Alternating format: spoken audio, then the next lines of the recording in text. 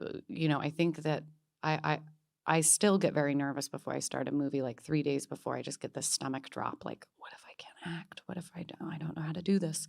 And I think if I had a process, that would be really helpful. I'd be like, "Trust the process and do the process, and then that'll work," and I just never have found one, um, but I was I didn't really understand what I was doing at any point in time, and when I finished Silver Linings, I was convinced that that was the worst performance of my life, and I think now, in retrospect, it was because, if I had tried to intellectualize it and kind of meet David with that, it it just wouldn't have gone anywhere. Instead, I was just kind of this open kind of ball of clay, um, that I didn't really need to understand why my character was doing this in this scene. He would say things like, "Do it in slow motion," and then all of it, the diner scene ended up being extremely seductive, when I'm describing how I got fired from my job, and it was not written that way. He said, "Do it in slow motion."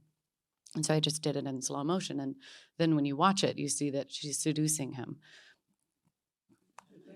I didn't know. But maybe he did. Somewhere.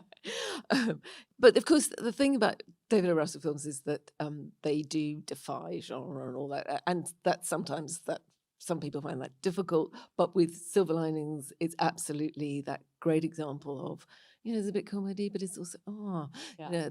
and do you like that the way that when things do escape, as it were, from baskets?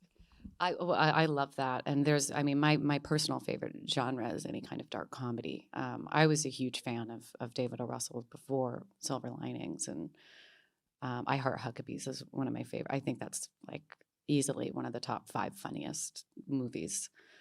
Um, and because it's just so pure, and unpolluted and random.